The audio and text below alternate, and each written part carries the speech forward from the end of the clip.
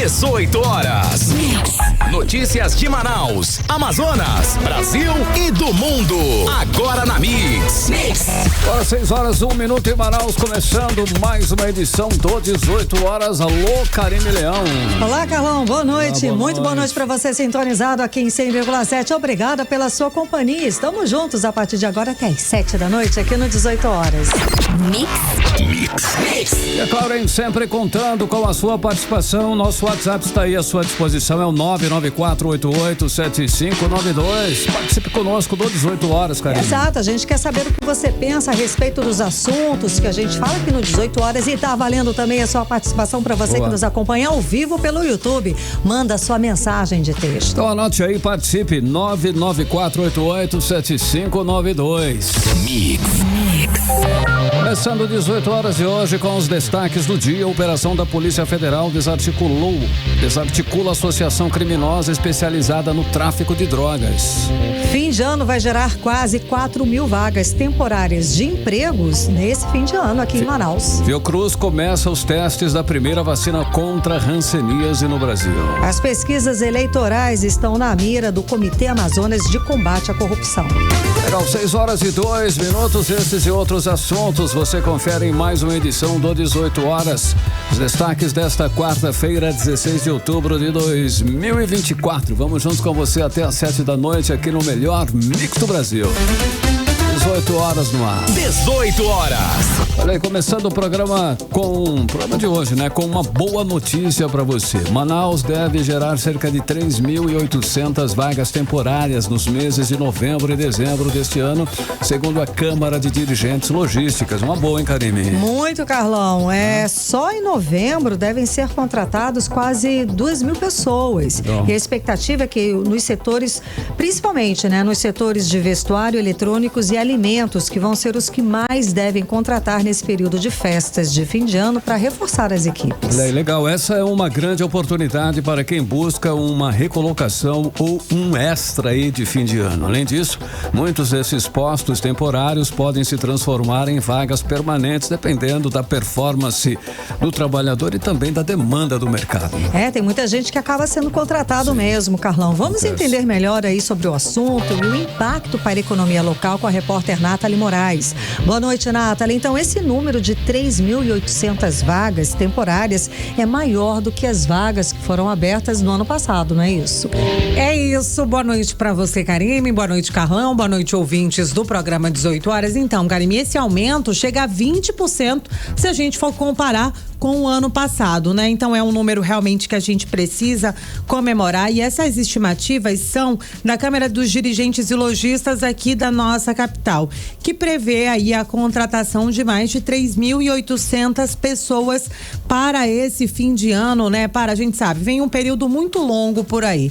Vem Black Friday, Natal, e aí por que não falar até da compra dos materiais escolares? Porque muita gente, inclusive, né, a gente vem mostrando isso nos últimos anos, que muita gente aproveita uma parcela do 13º para já se antecipar nesses gastos. Então, a Câmara dos Dirigentes e Lojistas, eles fazem todo esse balanço, não somente da Black Friday e do Natal, indo até o início do ano letivo, né, do ano escolar. E aí a gente conversou sobre esse número de vagas, né, que podem abrir aqui na nossa capital. Segundo o diretor-presidente, segundo o presidente da CDLM aqui em Manaus, o Ralf Assayag, esse número de vagas, Karime, ele pode ser diretamente influenciado pela seca severa que nós estamos enfrentando aqui no Amazonas. Caso o nível do Rio Negro aqui na nossa capital continue subindo, como a gente tem acompanhado aí nos últimos 5 dias, a expectativa é que essas contratações aumentem e ultrapassem aí esse número que a gente falou de 3.800, podendo chegar até 5.500 vagas temporárias somente aqui na nossa capital, como explica, né, o presidente da Câmara dos Dirigentes e Lojistas em Manaus, Ralf Assayag. A seca vai dar a grande diferença. No ano passado nós contratamos 1.500 em novembro, 2.000 em dezembro. Esse ano, se continuar a seca, se ela não ultrapassar, se ela não voltar a crescer, se ela não voltar a encher, vai estar 1.800 em novembro, 2.000 em dezembro, totalizando em torno de 3.800. É uma previsão. Mas se o rio voltar como já está enchendo antes do período, e quando nós chegarmos no período do dia 5 de novembro, já com um resultado de crescente de subida do rio, eu acredito que nós podemos chegar a 2.500 em novembro e 3.000 em dezembro, totalizando 5.500 vagas para esse período de Natal e Ano e junto do Black Friday. Mas isso tudo vai depender muito da situação que o Estado vai estar, da situação que o Rio vai estar, que vai fazer a grande diferença, inclusive motivando a todos e com isso a redução da própria taxa da seca.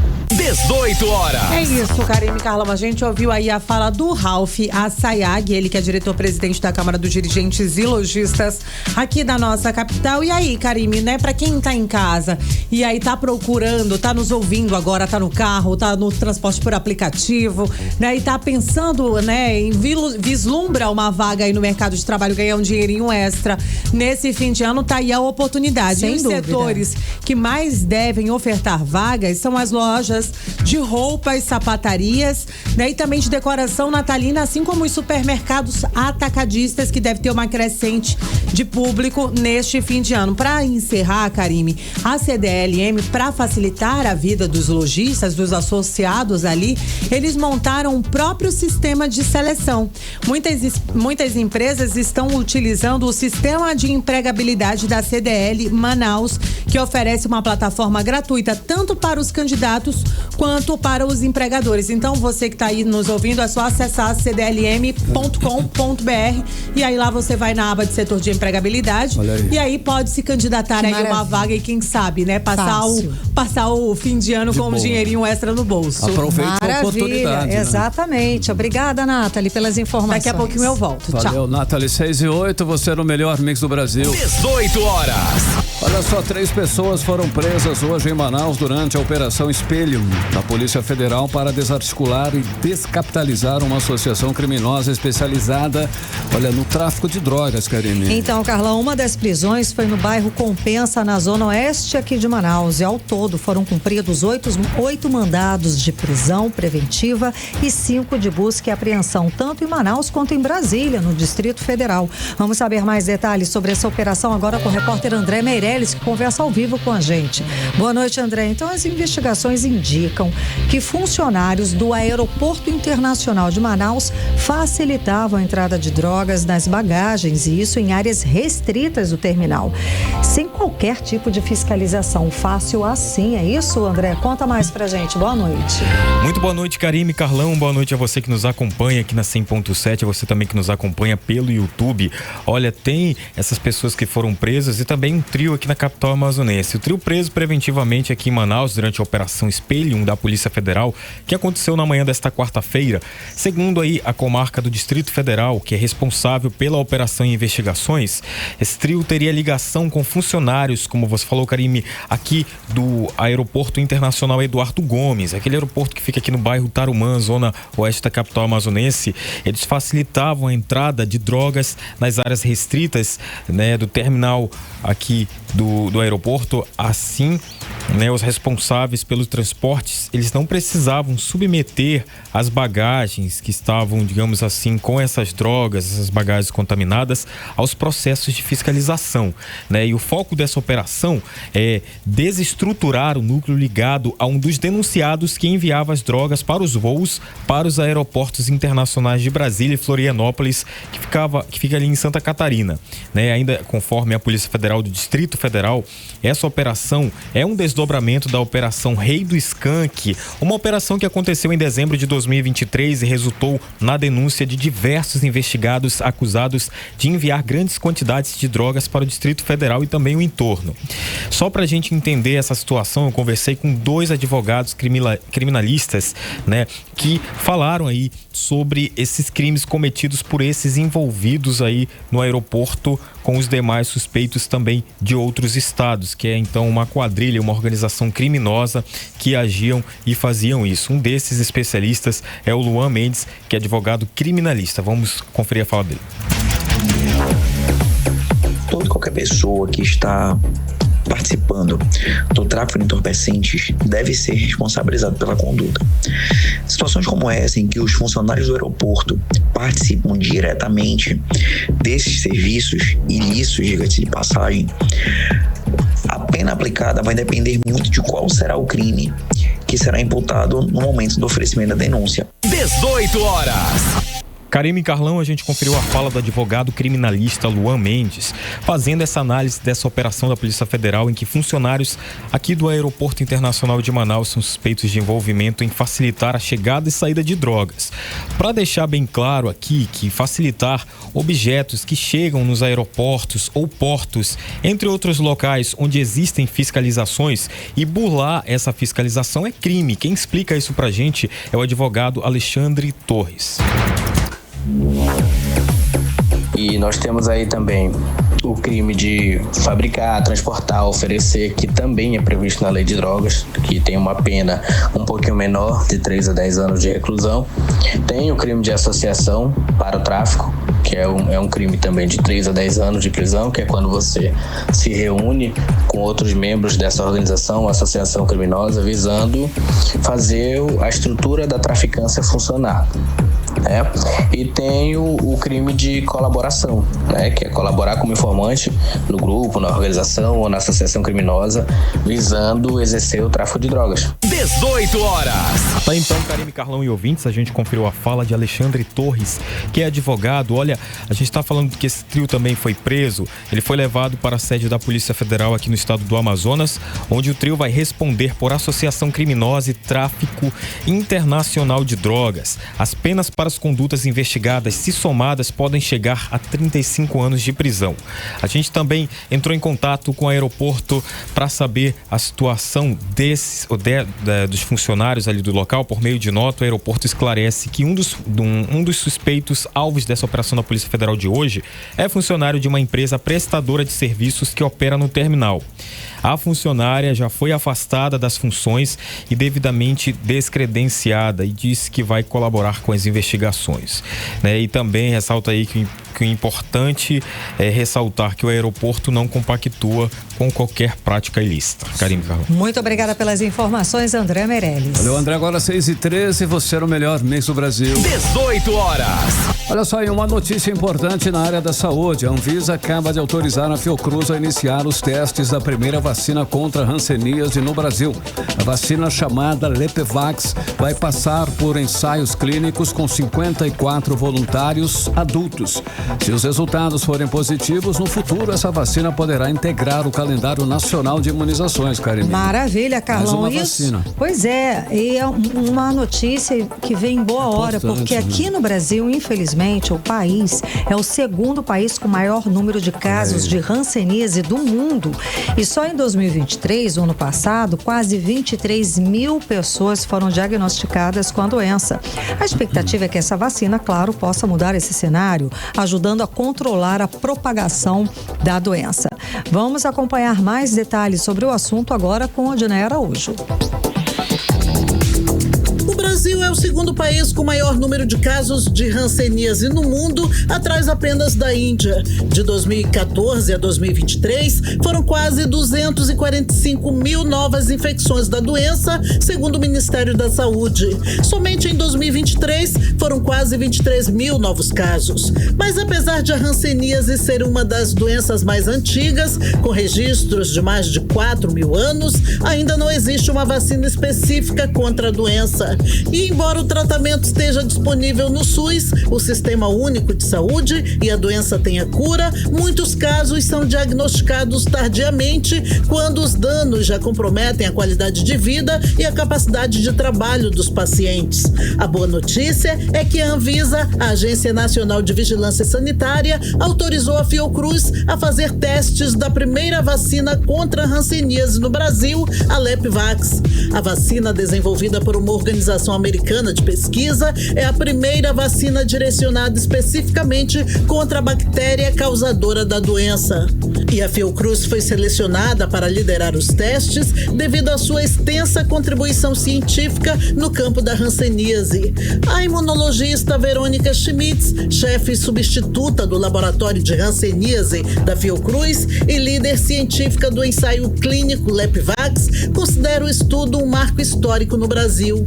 Os pacientes já estão sendo recrutados para o estudo, segundo Verônica Schmitz. Nessa etapa, nós iremos recrutar 54 participantes adultos com idade entre 18 e 55 anos que apresentem um bom estado geral de saúde. Esses participantes, eles não podem ser pacientes já tratados com hanseníase. É importante ressaltar que esses participantes, eles vão ser avaliados e vão ter um acompanhamento completo. Então, se você quer participar desse momento histórico e quer contribuir para a ciência do Brasil, você está convidado a ser um participante do nosso estudo. Caso os resultados sejam positivos, a vacina poderá, no futuro, integrar o calendário nacional de imunizações do Brasil. Nos testes realizados nos Estados Unidos, a vacina retardou o dano nos nervos motores e sensoriais. Esses achados indicam o potencial da LepVax tanto para prevenção quanto para tratamento da hanseníase, segundo a imunologista Verônica Schmitz, líder do ensaio clínico da vacina.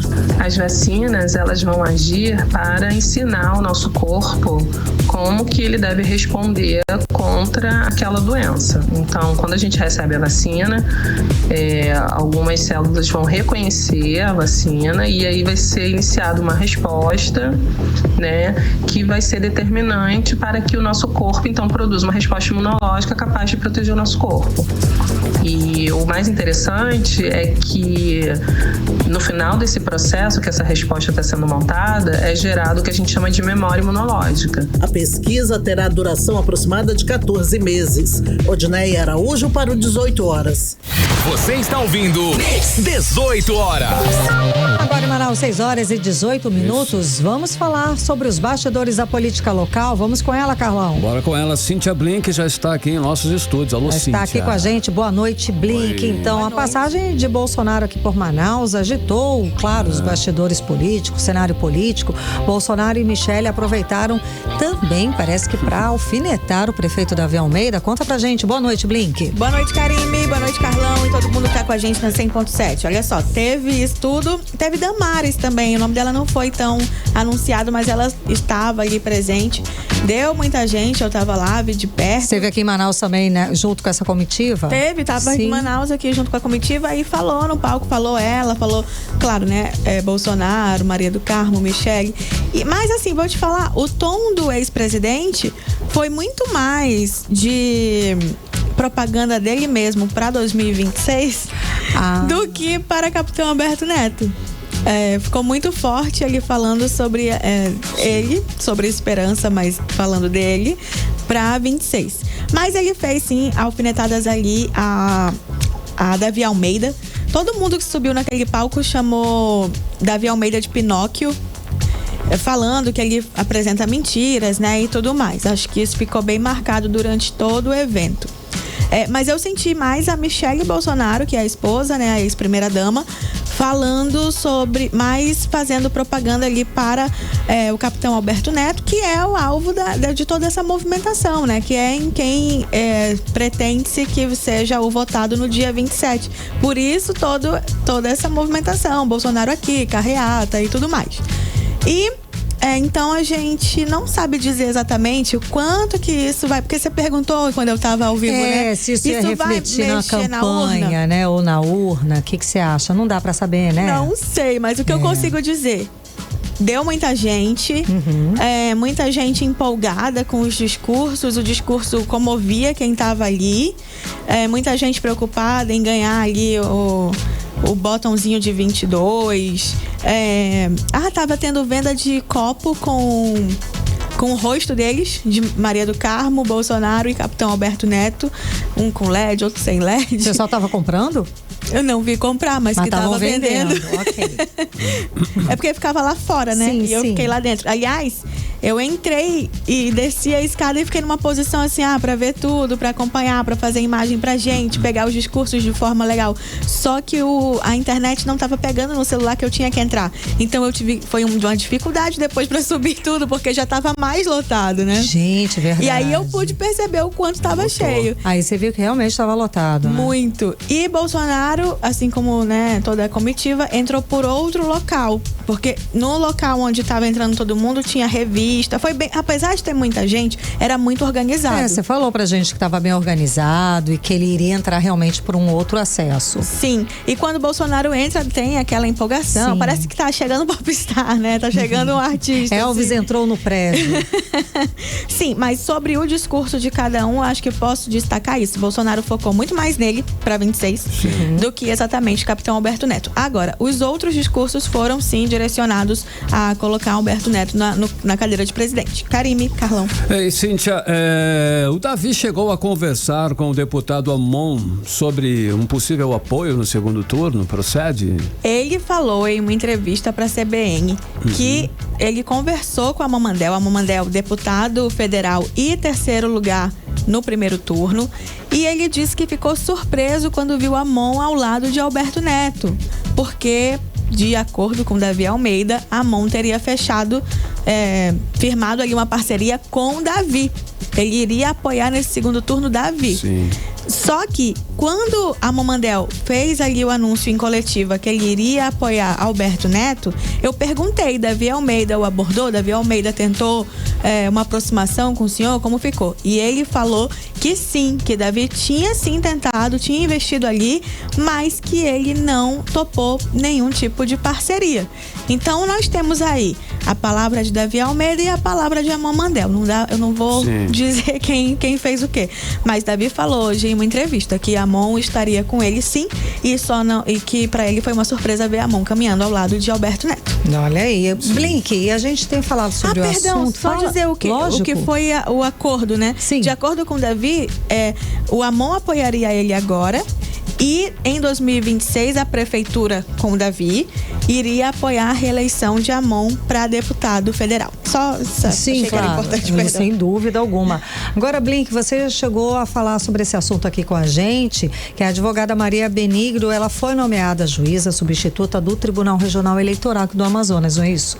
Maria Benigno, na verdade tem um tempinho que a gente falou que ela estava na lista tríplice, mas ela foi a mais votada. Ela era realmente ali a opção que todo mundo estava torcendo para que fosse, porque Maria Benigno, ela presta um serviço há anos para a Justiça Eleitoral e é reconhecidíssima. Sempre vai parar ali na lista de quem pode assumir esse cargo e normalmente é escolhido algum homem. Então, já estava assim, nossa, dessa vez é ela merece estar nesse lugar.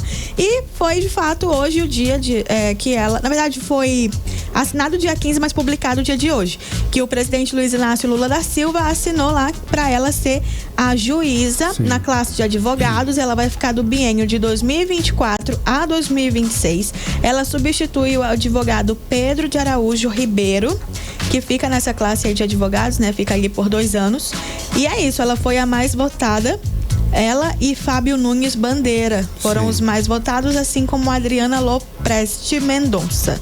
Essa lista tríplice foi encaminhada para o TSE, né, Tribunal Superior Eleitoral, e aprovada ali pelo Pleno, depois encaminhada para o presidente da República. Esse é o trâmite normal. E é isso, teremos aí Maria Benigno, então, no cargo de juíza dentro do Tribunal Regional Eleitoral do Amazonas. Estava mais que na hora. Cíntia, a quantas anda aí a propaganda eleitoral? Parece que Davi Almeida assume agora uma postura mais propositiva e o capitão está mesclando aí uma mensagem de acusação ao atual prefeito. Como está essa situação aí na propaganda eleitoral? Pois é, lembra que no primeiro momento que eles se apresentaram nesse segundo turno, Davi estava mais atacando o candidato do Bolsonaro, enquanto Alberto Neto estava mais propositivo. Eu até cheguei a falar para vocês, gente, parece que quem é a situação, quem é o prefeito é o Alberto, porque ele tá fazendo proposta e o outro tá atacando. E aí como tudo muda muito rápido, agora a postura tá diferente dos dois. Agora o Davi Almeida aparece mais propositivo, ele aparece falando sobre autistas, que ele quer fazer a cidade dos autistas, fala sobre o que mais ele quer fazer, ampliar a guarda municipal, enfim. E termina a propaganda de Davi Almeida falando assim, tem um radialista, uma voz que fala, agora você vai assistir as mentiras do outro candidato a respeito de Davi Almeida. E essa é a introdução, acaba ficando uma introdução para a próxima propaganda, porque imediatamente vem Alberto Neto. Eles são estratégicos, né, em usar, sabe que o Davi vai vir primeiro, porque a ordem de sorteio deu isso, e aí, que nem no primeiro turno, a Amon fez assim, ei, mentiroso, lembra disso? Agora fica com a mentirada, uma coisa assim. Sim, e aí ele anunciava todos os outros que vinham, porque ele era o primeiro. Foi, então faz parte do jogo. Certo. E aí termina assim a propaganda do Davi, que tá muito mais voltada ali para propostas, mas ela termina com essa alfinetada, e aí vem a candidatura de Alberto Neto, que tá mesclando. Ele começa realmente em ataque a Davi Almeida, falando ali de denúncias que apareceram nas notícias nos últimos anos e tudo mais, mas também ele mostra propostas. Eles focaram muito, pelo menos até o presente momento, até hoje de manhã, eles estão focando muito em proposta para criação de emprego, fomento de emprego. O que eu não vi mais na propaganda de Alberto Neto foi ele trazer a Amon Mandel na TV, porque nas redes sociais a Amon tá super presente ali. E Maria do Carmo, que é a candidata a vice, ela aparece falando sobre educação, mas o principal mote ali é falar sobre criação de emprego. Karime, Carlos. E é isso? Se vocês quiserem... não, pode a gente falar. já falou sobre Amon, né? Sobre Davi ter falado do Amon. Sim. Era o que eu tinha de mais recente. Tem uma outra coisinha, mas eu vou apurar melhor pra trazer pra vocês. A gente aguarda. Obrigada, Cíntia, pelas informações. Até amanhã. Valeu, Cíntia. Até amanhã, 6h27. Você no melhor mix do Brasil. 18 horas. Olha só, as pesquisas eleitorais que foram apontadas como grandes vilãs no primeiro turno das eleições em Manaus voltam a ser pauta. Na próxima semana, o Comitê Amazonas de Combate à Corrupção Eleitoral vai promover uma discussão importante sobre o papel dessas pesquisas, Karine. Carlão, e esse debate aí vai reunir juízes, advogados, professores e outros profissionais para discutir se as pesquisas eleitorais são realmente baseadas na ciência ou se transformaram aí numa espécie de fake news institucionalizada. Bom, o assunto é claro, é muito importante. As pesquisas eleitorais podem influenciar o voto do eleitor e é fundamental para entender se elas estão sendo utilizadas de forma ética ou manipulada. Nós vamos conferir os detalhes com o repórter Rodrigo Soares, mas saber aí detalhes desse, né, que promete ser bastante polêmico esse assunto aí. O evento, realizado pelo Comitê Amazonas de Combate à Corrupção, Comissão de Reforma Política da OAB Amazonas e Movimento Nacional de Combate à Corrupção Eleitoral, será no dia 23 de outubro, às 19h30. Há pouco mais de uma semana para as eleições no segundo turno, no próximo dia 27, as pesquisas eleitorais já começaram a ser divulgadas. Por isso, o Comitê Amazonas de Combate à Corrupção Eleitoral vai promover o evento Pesquisas Eleitorais, produto da ciência ou da fake news institucionalizada. De acordo com o advogado Carlos Santiago, do Comitê Amazonas de Combate à Corrupção Eleitoral, as pesquisas protagonizaram momentos questionáveis no primeiro turno. As pesquisas eleitorais foram as grandes protagonistas, de forma negativa, é claro. Erraram e erraram muito. Outro fator impactante foi uma ação da Polícia Federal envolvendo pessoas, autoridades do governo estadual. O uso da máquina pública para beneficiar candidaturas e a propaganda ilegal que dominaram o primeiro turno também já chegaram no comitê neste segundo turno, de acordo com Carlos Santiago. Agora, no segundo turno, o comitê já recebeu denúncias novamente do uso da máquina pública e também de propaganda ilegal. Agora é torcer para que caia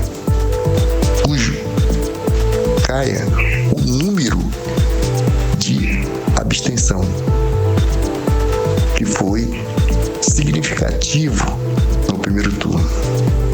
Até porque é muito interessante, é muito importante que a sociedade participe não só no processo eleitoral, mas também nas cobranças. Mais de 280 mil eleitores não votaram no primeiro turno em Manaus, segundo dados da Justiça Eleitoral. Apesar disso, Manaus registrou a menor taxa de abstenção entre as capitais do norte do país. Quanto à palestra sobre as pesquisas eleitorais, será online e gratuita no Instagram do Comitê Amazonas de Combate à Corrupção. Rodrigo Soares para o 18 horas. Você está ouvindo 18 horas. Agora 6h31. Você será o melhor mix do Brasil. Daqui a pouquinho você confere aqui no 18 horas. Deslizamento de terra foi registrado na orla do município de Boa Vista do Ramos. Detalhes em instantes para você. 18 horas. Agora nós vamos conferir a previsão do tempo e temperatura para amanhã. Amanhã é quinta-feira já, hein? É com você, Karine. Previsão do tempo. Segundo informações do Clima Tempo, para esta quinta-feira, a previsão é de sol com muitas nuvens e pancadas de chuva à tarde. À noite, o tempo fica sem chuva, fica ok, viu? A mínima prevista é de 26 graus, a máxima pode chegar a 34 graus. As chances de chuva são de 69%. E a umidade relativa do ar fica entre 57% e 92%. Mix. Olha, o nosso Rio Negro mantém um ritmo de subida. De ontem para hoje, subiu 4 centímetros, deixando o nível das águas em 12 metros e 20 centímetros. E desde o dia 13, quando o nível do rio voltou a subir, o rio já encheu 9 centímetros. Mix. Olha, um deslizamento de terra foi registrado na orla do município de Boa Vista do Ramos, interior do Amazonas, na madrugada desta quarta-feira. De acordo com a Defesa Civil do município, não houve registro de vítimas, ainda bem, Karine. Exatamente, Carlão, só danos materiais, tá? 2 embarcações de pequeno porte foram danificadas durante esse deslizamento e ninguém ficou ferido. A repórter Nathalie Moraes volta a conversar aqui com a gente, ela está atualizando agora, teve gente ferida sim. Nathalie, você tem as atualizações a respeito desse assunto? Fala pra gente. Então, 3 pessoas ficaram feridas nesse deslizamento. Conta mais. Boa noite. Boa noite, Karime. Boa noite, ouvintes do programa 18 horas. A gente volta a falar ao vivo, trazendo aí as atualizações de mais uma vez, né? Mais um município, né, que foi atingido aí por esse fenômeno das terras caídas. Quem mora ali na região do Rio Solimões sabe que, infelizmente, esse fenômeno é muito comum para essa época que nós estamos vivendo agora. E aí a gente teve a confirmação por parte da Defesa Civil que pelo menos 3 pessoas ficaram feridas. Essas pessoas, elas estavam em embarcações ali nas proximidades do porto e aí, infelizmente, né, elas ficaram feridas, mas elas foram socorridas e levadas para o hospital. E aí, como consequência, né, Karime, desse fenômeno, desse deslizamento de terra que aconteceu na madrugada desta quarta-feira, a Defesa Civil precisou interditar a área, né? Como eu disse anteriormente, o que aconteceu por lá? Foi um processo de erosão fluvial, né? Que foi agravado. É um processo muito comum nessa época do ano que a gente costuma chamar de fenômeno das terras caídas. E aí, Karime e Carlão, né? Durante esse processo, as pessoas que moram ali naquele entorno, elas precisaram ser retiradas de lá. Isso tudo aconteceu na margem direita do Paraná do Ramos, né, lá na região do município de Boa Vista do Ramos. É uma área onde costumam ficar atracadas ali as embarcações. E aí, como é próxima a uma área de escolas, né, que fica a pelo menos 100 metros daquela localidade onde aconteceu esse deslizamento, as autoridades resolveram então interditar toda aquela área para que não haja riscos, né? Inclusive as aulas dessas crianças lá da comunidade, elas foram suspensas. Os moradores relataram, né, assim, que não houve indícios de que aquilo poderia acontecer, como houve anteriormente em outras situações. Recentemente a gente teve, inclusive, as rachaduras e tudo mais. A população, né, denunciando. Exatamente. A gente teve denúncias já vindas de vários municípios, Itacoatiara, né? Itacoatiara, Parintins, outras regiões e, inclusive, né, outros portos foram interditados aqui no nosso Amazonas, mas felizmente, apesar do susto, né, a gente teve aí essa interdição por parte da Defesa Civil, mas essas 3 pessoas ficaram feridas, mas sem vítimas fatais, Karine. Ei, Nathalie, você tem atualizações sobre o acidente no porto de Manacapuru, que deixou inclusive 2 mortes. Parece que o Departamento Nacional de Infraestrutura foi autuado e também multado pelo Instituto de Proteção Ambiental. É isso? Procede essa informação, Nathalie? Então, Carlão, procede. Esse agora já virou meio que um imbróglio, né, em torno de tudo isso. Porque desde que aconteceu esse acidente lá no município de Manacapuru, o que acontece? O DENIT veio e disse pra gente, olha, eu não administro o porto ali da Terra Preta. E aí essa responsabilidade não é minha. Esse porto, ele é privativo e eu preciso que vocês notifiquem o proprietário daquela área. Só que agora o IPAAM decidiu aí aplicar uma multa no Departamento Nacional de Infraestrutura no valor de mais de 3 milhões de reais pela queda do porto que aconteceu há 2 semanas e onde pelo menos 2 pessoas perderam a vida e mais de centenas de pessoas, infelizmente, acabaram ficando desabrigadas. Antes de eu encerrar, Karine e Carlão, eu quero trazer uma notícia de última hora que inclusive é destaque no portal 18 horas. Certo. É que em caráter de urgência, o Ministério Público aqui do nosso estado resolveu instaurar aí uma investigação para apurar os riscos associados às rachaduras, dessa vez no porto de Parintins, lá na Ilha Tupinambara. Era uma denúncia que a gente já tinha trazido da população, aqui, inclusive, né? Exatamente, por parte dos moradores, e falando daquela possível erosão que estava abrindo ali no local com risco de desabamento, mas agora aí o Ministério Público aqui do nosso estado resolveu intervir em torno desse caso lá dos moradores de Parintins. É isso, boa noite para vocês, boa noite, ouvintes. Obrigada, Nathalie Moraes, pelas informações. Ok, Nathalie, agora 6h37. 18 horas. Entrevista do dia. E hoje o nosso entrevistado é o Dr. Abraão Guimarães, coordenador do curso de Direito do CIESA, que vem falar do 10º Encontro Internacional Luso-Brasileiro em Direito Processual e Constitucional. Muito boa noite, doutor. Seja bem-vindo ao 18 horas, tudo bem? Boa noite, Karime. Boa noite, Carlão. Boa noite a todos os espectadores aí que estão ouvindo. Então, a gente conversou e você disse que o Congresso traz aí um tema bastante atual, que é a integração da inteligência artificial no direito. Na sua visão, como essa tecnologia pode transformar o processo judicial e o sistema jurídico brasileiro, né? Qual é essa correlação? Nós pensamos, Karime, que esse tema é totalmente importante para a atualidade. Então, nós estamos trazendo palestrantes internacionais, nacionais e locais que vão falar da área de atuação deles atrelado à inteligência artificial. Vou falar o nome de um grande palestrante, claro. Desembargador Flávio Humberto Pascarelli, que vai falar ali do poder judiciário atrelado aí à inteligência artificial. Também o advogado e procurador do município, Marco Aurélio Choi, que vai falar das eleições atreladas à inteligência artificial. Então, o CIESA pensou que era muito importante a inteligência artificial. Hoje nós vemos os escritórios jurídicos, nós usamos na faculdade para entender como o aluno está avançando nas matérias. O próprio aluno, o estudante, ele consegue ver como ele está evoluindo, como está o déficit dele, alguma matéria, alguma situação. Então, o CIESA pensou. Usando a ferramenta da inteligência artificial, vocês conseguem ter todo esse leque de informações. Sim, sim. Para você ter noção, Karime, a nossa faculdade é interativa a tela.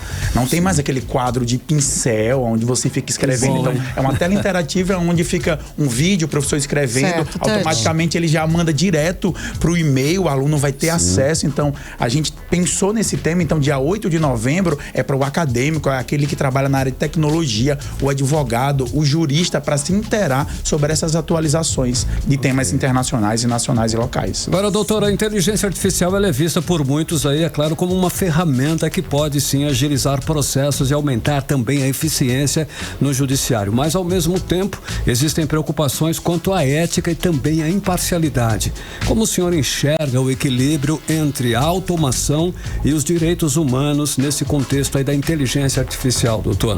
Ô Carlão, eu sempre penso que é muito importante a inteligência artificial. Nós estamos hoje num mundo cada vez mais globalizado. Todavia, existe uma ética. Tem muitos escritórios de advocacia que utiliza da inteligência artificial para fazer aquela máquina do escritório girar. E eu já vi algumas pesquisas falando do número de demissões de estagiários e advogados, porque hoje a inteligência consegue. Você coloca uma petição inicial, uma contestação, até mesmo sai uma sentença, inteligência, faça aqui esse recurso. Então a inteligência já faz. Então é maravilhoso a inteligência artificial, mas temos que ficar atentos, porque também não podemos substituir a máquina humana que estudou uma faculdade de direito, que está ali fazendo o estágio, que ajuda, claro, a inteligência artificial, mas temos que ficar atentos. A gente pode usar como consultor. Sim. A gente pode, como um consultor, se você faz no Google, se você faz de um equipamento básico, digamos assim, você tem X números de consultas e de apoios. Agora, usando a inteligência artificial, esse número otimiza de uma forma impressionante. Mas não usar como copia e cola, mas como um orientador, mais um especialista que você vai escutar e ouvir a respeito daquele assunto. Isso, eu acho muito importante usar como esse plus a mais. Por exemplo, eu estava escrevendo um TCC da minha 7ª pós-graduação, eu falei, deixa eu usar a inteligência artificial para ver como ela vai sair. Ela tem as suas falhas, ela tem alguns aspectos que tem que melhorar. Então, eu como ser humano, pesquisador que sou, fui lá e ajustei. Vou dar o comando para ela, olha, coloque isso, essa citação tá certa, tá errada. Então, eu como ser humano tenho que ajudar a inteligência artificial. Então, o CIESA pensou nesse congresso, dia 8 de novembro, de 8h30 até 7 horas da noite. E para você ter noção, Karime e Carlão, apenas R$50, e o CIESA não vai ficar com esse valor. Vai ser doado à Fazenda da Esperança Feminina, que trabalha com as mulheres que sofrem violências domésticas. E como é que a gente pode fazer a inscrição? Já estou até adiantando o fim da entrevista, ó. Eu fiquei, já que você falou a data e tudo mais, como que a pessoa pode fazer a inscrição? Lá no Instagram do CIESA Manaus, você vai lá, através do Simpla, o aplicativo, você faz. Quando você fizer a sua inscrição, já vai o valor automaticamente para essa fazenda, para a instituição. O CIESA não vai ver. Você vai ter 30 horas de atividades complementares, os acadêmicos que gostam. Então, você é acadêmico de direito, na área de tecnologia, você quer se inteirar sobre inteligência artificial, dia 8 de novembro, aquela sexta-feira, você tem que separar esse dia. Aproveita a sexta-feira de uma forma mais produtiva, útil, vamos dizer, e útil, né, Carlão? Boa. Agora, ainda falando da inteligência artificial, existem experiências como em Portugal a respeito do assunto.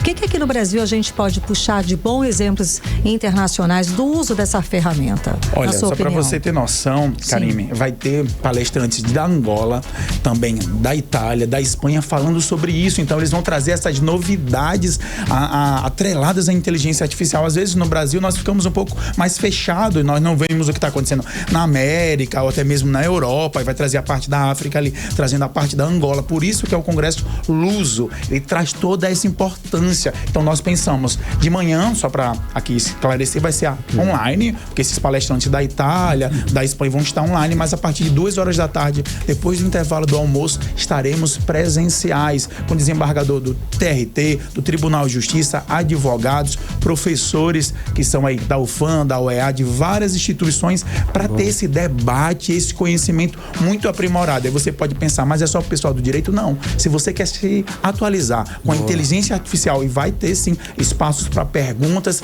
questionamentos e rodas de conversas. Então, depois o network é muito garantido, eu aviso. Olha, boa, hein? Até para jornalista que é curioso. A gente é curioso, né? A inteligência artificial está pegando praticamente todas as áreas, né, doutor? Tá bem abrangente. Olha, doutor, além da questão tecnológica, o Congresso também trata de temas constitucionais. O senhor, inclusive, já antecipou alguma coisa com relação a essa minha pergunta, mas como o senhor vê a relação entre a evolução tecnológica e a defesa dos direitos fundamentais, principalmente no que diz respeito à privacidade, que é muito importante, e o devido, né, que é devido no processo legal? Olha, Carlão, direito à privacidade, eu sempre até estava falando para os alunos na semana passada, há um limite, uma linha bem tênue. Eu tenho a liberdade, eu tenho direito à privacidade, aonde termina o meu direito, inicia o direito do outro. outro. Então tem que ter esse cuidado. Então nós pensamos, direito constitucional é a base da sociedade. A nossa Constituição ela é a Carta Magna de 88. Ela tem alguns aspectos ainda que precisam ser revistos, às vezes atualizados, quanto à questão da liberdade de expressão, esse direito à privacidade, que às vezes nós vemos tolhido no Brasil, né? Será que o cidadão pode ir lá falar aquilo que ele quiser? Né? Então nós temos que ter esse aspecto muito aí aflorado. Então nós pensamos ali na parte constitucional e processual, a parte procedimental que acontece atrelado da inteligência artificial. Por isso que nós levamos esse aspecto constitucional e processual. Para terminar, vamos então ao serviço direto. Acontece no dia 8, vamos lá. 8 de novembro, de 8h30 da manhã até 19 horas, a parte da manhã online, depois do almoço, de 2 até, meu filho, não tem hora para acabar. Você vai aprender um pouquinho de direito constitucional, processual, atrelado à inteligência artificial, todas as áreas do direito eleitoral, processual, a parte tributária também vamos trazer um professor falando sobre inteligência artificial. Nós que pensamos cada vez mais na atualização da reforma tributária que está vindo aí no Brasil, então vamos trazer desembargadores, a Maria Rita, desembargadora do TRT, falando do direito do trabalho e inteligência artificial, o desembargador Pascarelli falando do direito processual atrelado à inteligência. Então você, acadêmico de direito, advogado, jurista, da área de tecnologia, jornalista, qualquer profissão que seja, estamos lá aguardando dia 8 de novembro. A inscrição, o ingresso R$50 vai ser doado para a instituição de caridade que atende a mulheres, e o ingresso de novo endereço no Instagram. Instagram Ciesa Manaus, você vai lá, ou até mesmo no aplicativo Simpla, você pesquisa lá o evento 10º Congresso Internacional e vá fazer sua inscrição. Convide seu amigo, às vezes eu até brinquei com os alunos, dá nem para pagar um x-salada direito, R$50 hoje em dia, né? Então você vai ter conhecimento. Muitíssimo obrigada pela sua presença aqui no 18 horas. Boa noite, sucesso. Tá bom, obrigado, boa abraço. Noite. Conversamos com o Dr. Abraão Guimarães, ele é coordenador do curso de Direito do Ciesa. Agora 6h46, você era o melhor mix do Brasil. 18 horas. Bora Brasília, Carolina. Partiu Brasília, bora. Carlão. Vamos conversar com o nosso correspondente, o jornalista Carlos Eduardo Matos. Cadu, boa noite. Cadu, então, o senador Eduardo Braga, que agora é oficialmente o relator da reforma tributária, ele adiou a leitura do plano de trabalho da reforma tributária no Senado Federal. Cadu, a gente sabe por quê, o que aconteceu? Conta mais, boa noite. Boa noite, Karime, boa noite, Carlão, boa noite, ouvintes do 18 horas. Adiou, Karime, porque o senador Eduardo Braga, ele está se recuperando de uma cirurgia que foi feita na semana passada. Ele esteve em São Paulo, em uma clínica, tratando de uma hérnia de disco e também da retirada de um cisto, problemas de saúde que surgiram durante o trabalho do primeiro turno das eleições.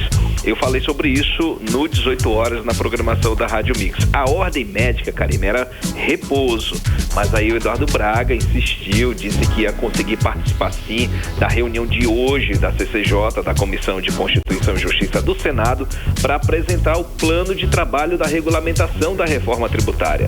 Mas não foi o que aconteceu. O Eduardo Braga decidiu por bem adiar a apresentação desse plano de trabalho, porque é um tema complexo, é longo, desgastante, e ele ainda não está pronto devidamente para essa bateria de trabalho. Então o senador postou agora à tarde um vídeo nas redes sociais falando desse processo de recuperação dele. Vamos ouvir.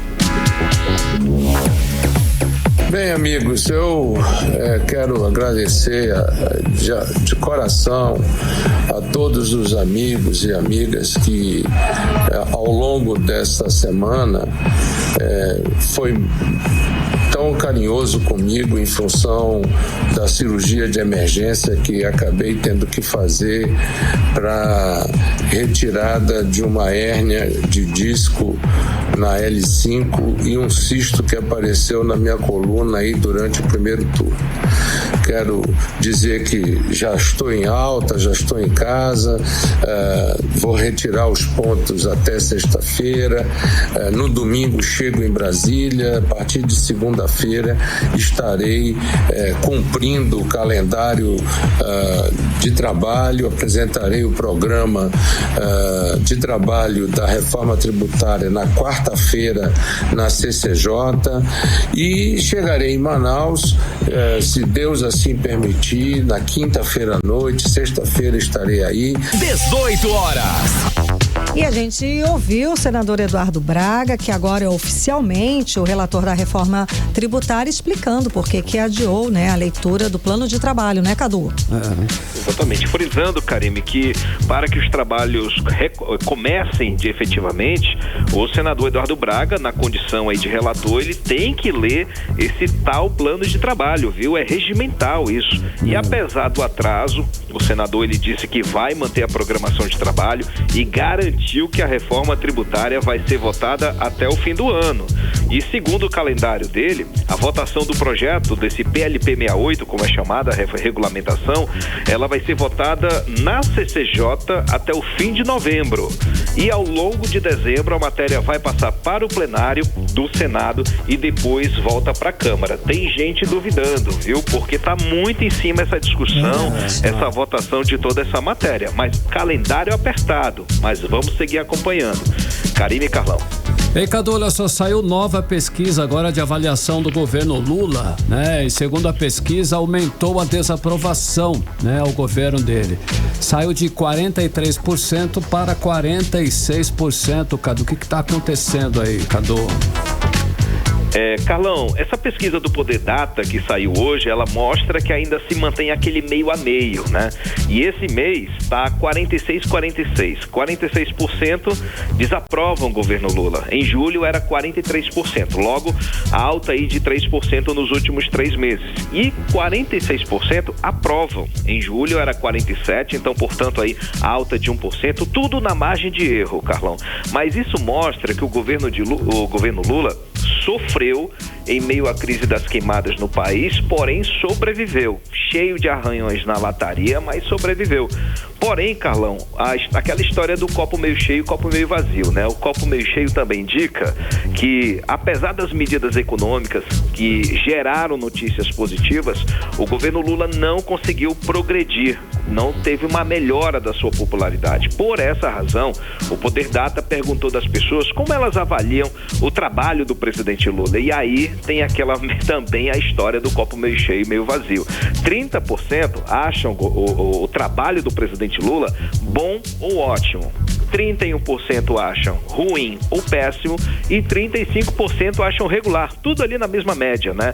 E tudo ali crescendo e diminuindo 1% dentro da margem de erro. Então, esse governo que está aí, o atual governo, não está conseguindo fazer a diferença.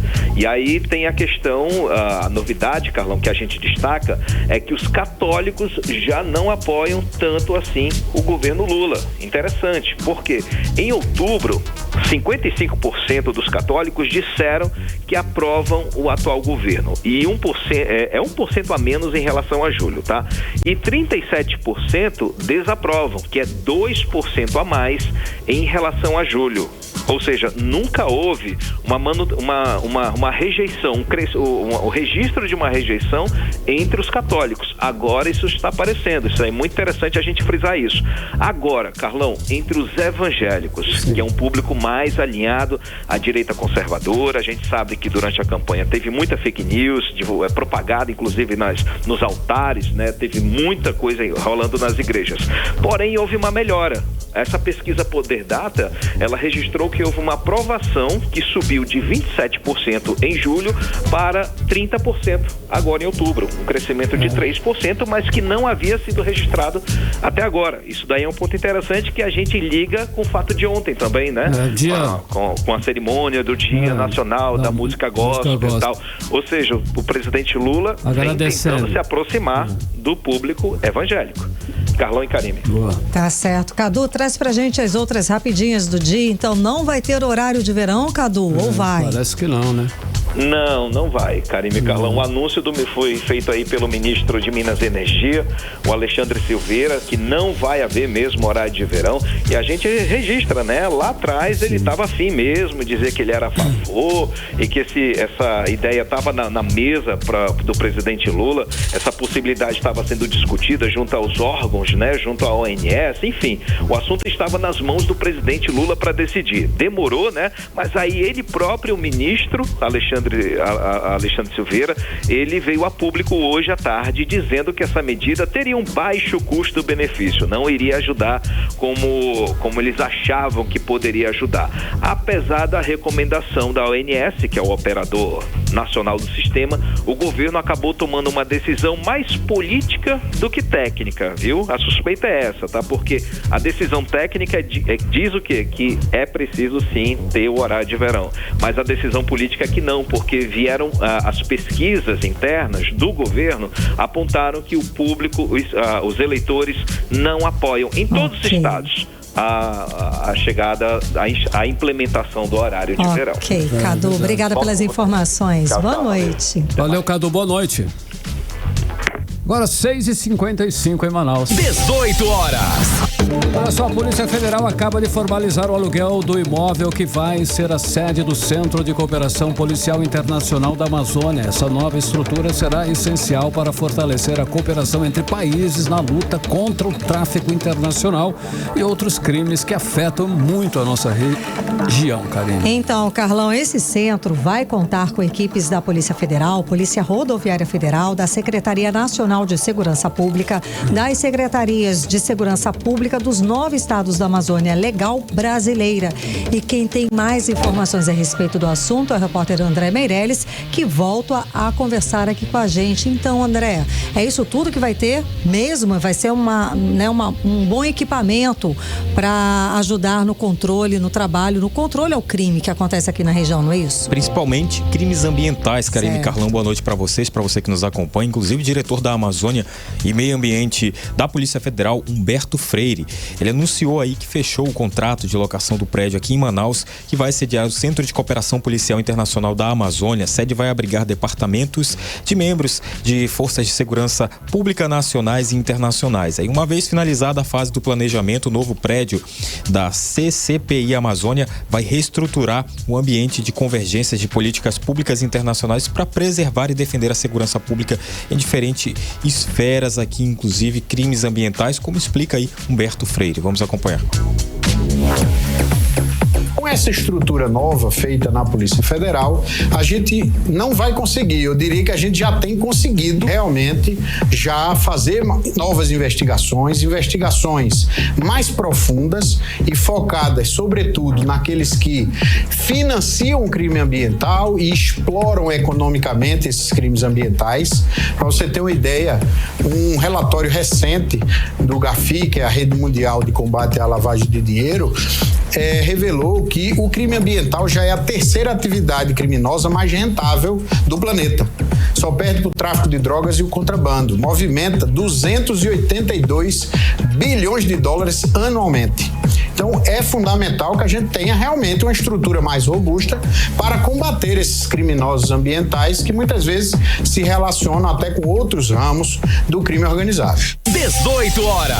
Tá, então a gente conferiu a fala do delegado Humberto Freire, que é diretor de Meio Ambiente da Polícia Federal, falando aí sobre, esse empreendimento que conta com salão de monitoramento, estrutura para mapeamento de investigação sensível, divisão de inteligência, divisão operacional, espaço para imprensa, sala de reunião, dentre outros, A escolha estratégica pela capital do Amazonas para a estruturação dessa CCPI Amazônia foi pela localização que fica aqui em meio à floresta, Karine Carlão.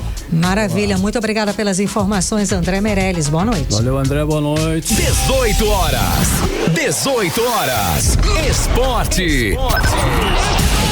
O Giro Esportivo, a reta final do Brasileirão promete fortes emoções, especialmente na luta contra o Z4, zona de rebaixamento. Ao todo serão 29 confrontos diretos entre times que estão na parte de baixo da tabela, tornando cada jogo decisivo. Clubes como, por exemplo, Grêmio, Criciúma, Bragantino, Juventude, Atlético, Fluminense, Vitória, Corinthians, Cuiabá e Atlético estão em risco, hein, Karine? Ué, Vasco não tá aí não, Carlão? O Vasco tá se segurando ali, Karine. Boa, Carlão. Aí o Atlético de Goiás, viu, olha pessoal? Aí. Carlão, e acabou a espera, tá? A Superliga Feminina começou hoje para a felicidade dos fãs de vôlei, tá? Com a competição, chegou um novo ciclo com contratações estrangeiras e estreantes que podem surpreender. Karine, ontem à noite a seleção brasileira goleou o Peru por 4-0 em jogo válido pelas eliminatórias da Copa do Mundo, consolidando aí.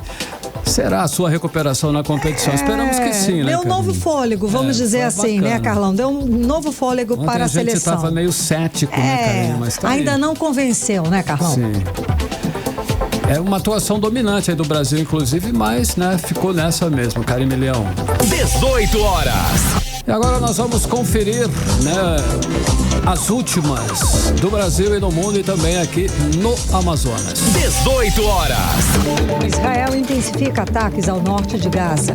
No Brasil, Polícia Federal prendeu hacker suspeito de invadir sistema da própria corporação e de outras instituições internacionais. O último foragido por envolvimento na doação de órgãos com HIV é preso no Rio de Janeiro. Nos Estados Unidos, o milionário Elon Musk doa $75 milhões para grupo do candidato Donald Trump. Vamos direto para o editorial 18 horas. Editorial 18 horas. É estarrecedor o número de pessoas no Amazonas que afirmam ter perdido dinheiro com os chamados crimes cibernéticos. Nada menos que 26% das pessoas dizem que já perderam dinheiro como vítimas. O índice está acima da média nacional. O estado é o 7º do país com o maior percentual. E os números continuam aumentando segundo pesquisa do Data Senado. A maioria das vítimas cai nos golpes por ignorância. É preciso educar as pessoas para que elas não sejam vítimas de clonagem de cartão, fraude na internet e até mesmo de invasão de suas contas bancárias. Uma campanha de massa envolvendo as várias instâncias de poder ajudaria sim essas pessoas a se protegerem. Seria um dinheiro bem aplicado nas verbas publicitárias, realmente a favor da população. 18 horas. 7-1, Karime, boa noite. Boa noite, obrigada pela companhia. Um beijo, até amanhã. Você ouviu 18 horas. As notícias do Brasil e do mundo. De volta amanhã.